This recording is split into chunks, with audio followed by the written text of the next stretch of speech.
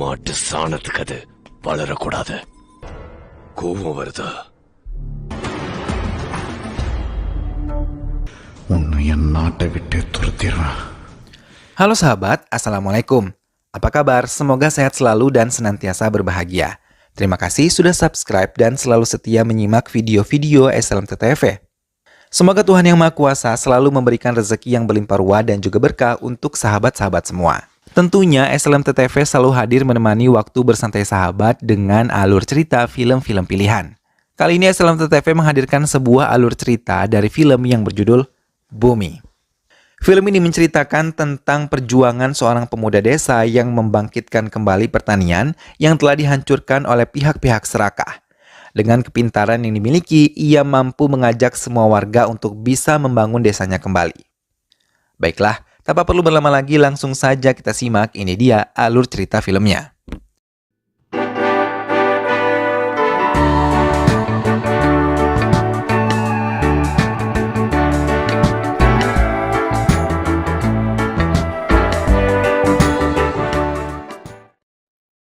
Sebuah penemuan Bumi Nathan menemukan kehidupan tanaman yang ada di Mars dengan menyesuaikan anaerobik tertentu yang diperlukan untuk bertahan hidup. Hal itu sekaligus memecahkan pendapat ilmuwan lain tentang apa yang telah ia temukan. Dalam pertemuannya dengan beberapa wartawan menjawab banyak keraguan setelah ia sendiri menginjakkan kaki ke Mars. Ia mengatakan kalau ia bisa memberi kehidupan ke Mars dan juga pernah membawa burung untuk bahan percobaan agar bisa hidup di Mars. Ia mengatakan juga kalau ia membuat ini khusus untuk pamannya bernama Velusamy yang tinggal di desanya. Bumi Nathan yang sukses memutuskan untuk cuti selama sebulan dan mengunjungi desa asalnya bersama ibunya. Senyum merekah saat menginjakkan kakinya kembali ke negara mereka. Terlebih ketika memasuki desa yang selama ini mereka tinggalkan untuk pekerjaannya. Sambutan pamannya menambah kebahagiaan Bumi, namun saat ia bertanya tentang tanaman, raut wajah pamannya berubah menjadi murung dan mencoba mengalihkan pembicaraannya ke arah lain. Bumi langsung mencari Sakti, teman wanitanya saat ia bersekolah di desa itu. Mereka berbincang hangat satu sama lain dan bercerita banyak hal setelah sekian lama tidak bertemu. Namun Bumi merasa mencintainya. Sakti pun sudah mencintainya bahkan sejak kecil. Tapi keduanya masih malu untuk mengakuinya. Bumi kali ini memberanikan diri untuk mengatakan semuanya karena ia juga tahu kalau Sakti juga menyukainya. Mendengar hal tersebut, Sakti menangis karena ia sudah menunggu 3 tahun untuk bisa mendengar hal ini. Usaha lain pun ditempuh warga untuk melakukan demo di depan kantor kepolisian agar kesulitan mereka bisa dibantu. Namun, kepala desa setempat sama sekali tidak menghiraukan semua yang telah dilakukan oleh warga. Bahkan mereka diserang oleh pihak kepolisian.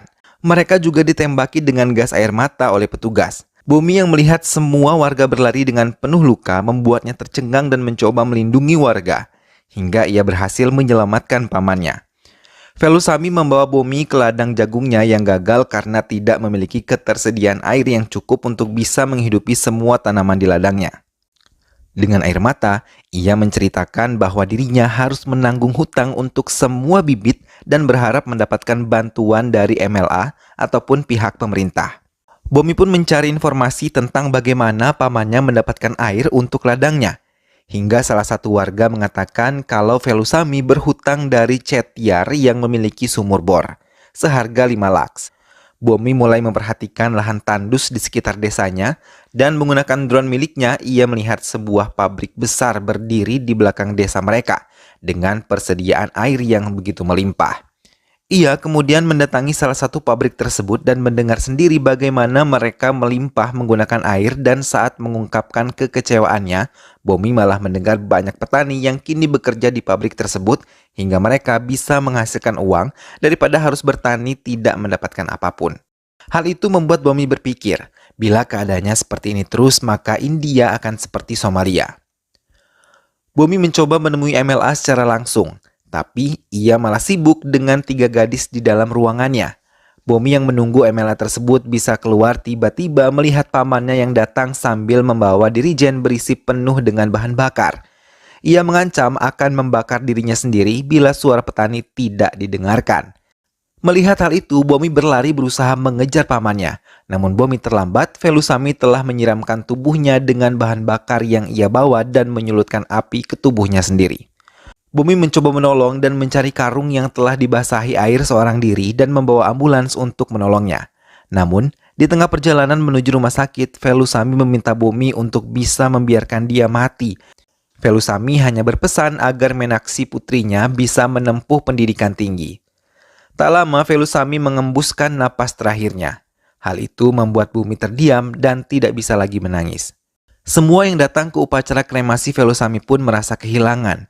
Namun kesempatan ini dipakai oleh Menteri Pertanian untuk mengambil hati para petani lain. Bomi hanya terdiam dan mencoba menahan emosinya hingga saat ia memberikan secarik cek untuk keluarga Velusami. Bomi mendekatinya dan mencoba berbicara langsung pada Menteri Pertanian untuk kinerja kerja yang sama sekali tidak terbukti di desa ini. Menteri Pertanian tersebut mencoba membela dirinya, tapi Bomi terus berkata tentang kebenaran bagaimana pamannya menderita, bahkan ditipu oleh tangan-tangan dari partai tersebut.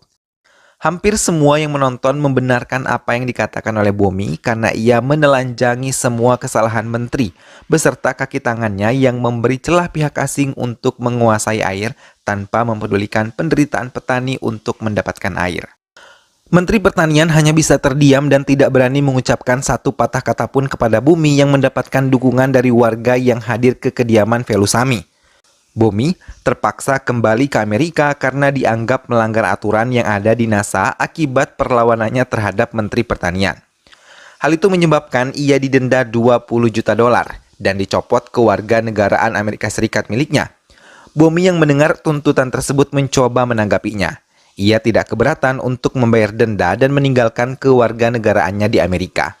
Ia memilih mundur untuk menjalani mimpinya membangun negaranya sendiri. Kini ia memutuskan untuk kembali ke negaranya dan ke desanya. Bersama sahabatnya, ia mulai dengan rencananya. Ia mau menanam dengan benih organik dan mengubah pertanian bukan menjadi bisnis. Namun pergerakan Bomi diawasi tanpa sepengetahuan Bomi. Dengan memohon doa restu dari ibunya, ia memulai semuanya dari awal. Beberapa penduduk mulai membantunya dan bersama-sama memulai semuanya dari awal. Ia menebar benih-benih yang telah ia dapatkan walaupun terkadang dalam hatinya ia merasa sedih karena ia sudah tidak lagi bekerja di NASA. Namun setelah melihat bibit-bibit tersebut tumbuh, ia mulai kembali bersemangat. Selain menghidupkan pertanian, ia juga mulai menghidupkan peternakan dan juga budidaya ikan. Hal itu pun mulai menuai hasil dan mulai membuat kerjasama dengan para petani yang memiliki tanah dan berbagi hasil dengannya. Bomi sama sekali tidak menutupi keuntungan yang telah ia dapat dan ingin membagi dengan semua petani yang ingin bekerja sama dengannya. Sosialisasi pun mulai dilakukan oleh Bomi pada petani-petani yang ingin bergabung dengannya. Semua berkumpul di peternakan Bominatan, namun di tengah-tengah penyuluhan beberapa warga mengeluhkan sakit kepala hingga mata mereka mengeluarkan darah dan dengan cepat Bomi membawa warga tersebut ke rumah sakit. Hal itu membuat kehebohan di semua pemberitaan. Bomi panik langsung menemani mereka di rumah sakit dan mencoba melihat dokter menangani mereka. Dokter mengatakan ini merupakan virus baru dan Bomi melihat beberapa luka di tubuh warga. Ibu Bomi juga mengabarkan kalau peternakan mereka didatangi oleh pihak polisi dan mengancam akan membakar peternakan tersebut. Tak lama Bomi datang dan mencoba mencegah mereka untuk membakar peternakan yang telah ia bangun. Namun, beberapa pukulan mendarat ke tubuhnya hingga ia tersungkur dan terpaksa melihat semua ternak-ternaknya mati terbakar tanpa bisa ia selamatkan. Tubuh Bomi pun dimasukkan ke ambulans dan dibawa pergi jauh meninggalkan desa. Mereka membawa Bomi menemui seseorang yang turun dari helikopter. Menggunakan setelan jas putih, ia melangkah mendekati Bomi yang telah sadarkan diri. Ia menyalahkan kehadiran Bomi di Tamil Nadu dan menyalahkannya juga karena telah banyak mengetahui tentang perusahaannya. Ia memperkenalkan diri sebagai Richard Anak. Ia mengatakan semua ambisinya untuk menguasai India, bahkan ia mengatakan tanah India adalah budaknya. Ia menelpon Menteri Pertanian dan Bomi diminta mendengarkan langsung tanya jawab yang dilakukan Menteri kepada wartawan yang hadir. Mereka melakukannya berdasarkan permainan Richard Anak dan menyudutkan peternakan Bomi. Ia juga mengakui semua virus yang ada pada warga adalah virus yang disebar oleh orang-orangnya. Mereka bahkan mengatakan telah menyegel dan membakar peternakan Bomi, bahkan memenjarakan Bomi Nathan. Richard mengancam Bomi untuk bisa meninggalkan pekerjaannya dan memintanya bergabung dengannya. Namun Bomi mengancam Richard untuk menghabisinya sekarang atau ia akan bangkit dan akan menghabisi Richard dengan tangannya sendiri.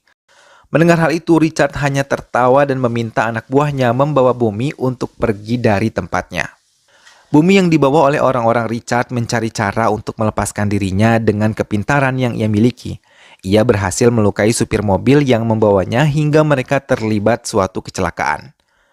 Bomi bisa melepaskan diri dan ia menelpon rekannya yang ada di Amerika untuk menceritakan apa yang dilakukan Richard, anak terhadapnya dan negaranya. Ia juga meminta bantuan kepadanya untuk bisa menjalankan rencananya. Sementara Richard anak tengah melakukan presentasi kepada keluarga dari negara Cina agar mereka bisa menjadi investor di perusahaan yang ia miliki. Ia tidak menyadari orang-orangnya kini tengah terbaring di rumah sakit akibat keracunan makanan dan membutuhkan asupan oksigen yang lebih banyak. Mereka diancam untuk bisa meminta maaf pada Bomi agar bisa mendapatkan penawar atas racun yang ada di tubuh mereka. Bomi datang dan memberikan penawarnya yang disuntikan ke semua infusan orang-orang Richard anak. Sementara, Richard anak sendiri sedang merasa bahagia karena ia mendapatkan investor baru untuk semua perusahaannya. Tak lama ia mendapatkan telepon dari Bomi dan memintanya datang setelah ia melihat siaran langsung yang sedang dilakukan oleh Menteri Pertanian. Richard anak langsung mengikuti perkataan Bomi dan ia melihat Menteri Pertanian serta orang-orangnya meminta maaf pada semua warga karena telah membakar peternakan Bomi 4 hari yang lalu. Bahkan ia menyebut perusahaan insektisida Konstanta yang dimiliki Richard anak adalah penanggung jawabnya. Hal itu membuat perusahaan Richard anak menjadi ditutup. Richard langsung mendatangi rumah Menteri Pertanian. Melihatnya datang, Menteri mencoba menjelaskan apa yang terjadi pada dirinya. Namun Richard tidak peduli. Ia meracuni semua orang-orang yang telah mengkhianatinya tanpa ampun. Di tengah hujan deras, Richard mendatangi pengadilan dan tetap mengancam Bomi akan mengalahkannya. Ia juga menunjukkan sikap sombongnya di hadapan hakim, bahkan mengancam pengadilan dengan memberikannya waktu 24 jam untuk bisa membebaskan perusahaannya. Sebelum ia ingin meninggalkan ruangan pengadilan, Bomi mencoba mencegahnya dan memintanya melihat sebuah rekaman yang sengaja ia putar di pengadilan. Hal itu untuk mematahkan kesombongan Richard anak tentang pengaruh besarnya terhadap pertanian itu semua bohong. Di luar pengadilan, Bomi memberi waktu 1 tahun dan yakin ia akan mengusir Richard dari negaranya. Bomi mulai mengajak semua warga untuk mengambil benih yang ada di dalam kuil, benih organik yang sangat baik untuk pertanian mereka. Semua warga pun berduyun-duyun mendaftarkan nama mereka untuk bisa bergabung dengan Bomi. Namun Richard memiliki cara sendiri untuk menggagalkannya. Ia memecat semua keluarga dan kerabat yang bergabung dengan Bomi, hingga terjadi sedikit kesalahpahaman. Semua orang-orang yang dipecat oleh Richard menantang Bomi. Melihat pertentangan itu, Bomi menantang mereka untuk bisa bergabung dengannya, tapi dengan sombong mereka menantang Bomi untuk bisa menggajinya sesuai dengan gaji yang diberikan oleh Richard. Mendengar hal itu, Bomi mencoba menjelaskan gaji yang akan mereka dapatkan dari pertanian. Bahkan Bomi mengatakan akan lebih membuka lapangan pekerjaan baru untuk semua warga. Mereka pun malah tertarik hingga akhirnya bergabung dengan Bomi untuk membentuk perusahaan besar Tamil Nadu. Perlawanan mereka pun terdengar oleh Richard, hingga ia menyusun rencana lain. Sesuai dengan janjinya, Bomi mulai membentuk perusahaan besar Tamil Nadu bersama semua warga. Ketakutan pun mulai menjalar di kubu Richard karena semua rencana Richard tidak ada yang berhasil. Semua warga tersenyum menyambut keberhasilan yang telah mereka raih bersama-sama. Namun di tengah keberhasilannya, Bomi kembali menerima telepon dari Richard dan mulai mengancamnya akan menghancurkannya dan ia kembali menjadi penguasa. Bomi mulai sedikit takut dengan ancaman yang diberikan oleh Richard kepadanya. Semua perusahaan angkutan yang bekerja sama dengannya mengadakan mogok hingga semua truk terdampar dan membuat pengiriman hasil dari perusahaan Bomi mulai terlambat. Tapi Sakti muncul dengan idenya memberikan semangat pada Bomi untuk mengirimkan semua pesanan menggunakan traktor. Lagi-lagi Richard mengancam kalau semua toko akan menolak semua pengiriman dari tempat Bomi. Beberapa karyawan Bomi merasa kecewa karena mereka merasa 5 bulan usaha mereka sia-sia. Lagi-lagi Bomi mencoba menguatkan semua karyawan yang bekerja sama dengannya. Bomi membuat terobosan baru. Ia membuat gerobak sendiri di berbagai wilayah untuk menjual semua produk dari tempatnya. Dengan logo dan warna khas, mereka mulai bangkit kembali menjemput semua pembeli di rumah mereka masing-masing.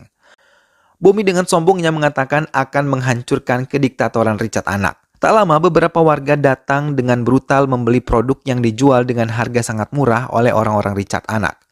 Hal itu membuat Bomi merasa hampir putus asa dengan semua serangan yang dilakukan oleh Richard Anak. Bomi meninggalkan tokonya sambil menangis mencoba menenangkan diri. Sakti mencoba mendekatinya dan menenangkan kekasih hatinya. Hingga tak lama ibunya datang dan mengajak Bomi ikut dengannya. Dengan mengusap air matanya, ia melihat semua warga membakar semua benda yang dihasilkan oleh perusahaan Richard Anak dan mendukung semua produk yang dihasilkan oleh Bomi. Tangis Bomi benar-benar pecah dan bersyukur ternyata semua warga kini telah sadar dengan semua kejahatan yang dilakukan oleh Richard Anak. Melihat keberhasilan Bomi, Richard Anak merasa putus asa, namun tidak mau menunjukkan kepada Bomi. Hingga ia tidak menyadari kalau kopi yang dipesannya telah mengandung racun dari orang-orang Bomi. Vande Mataram.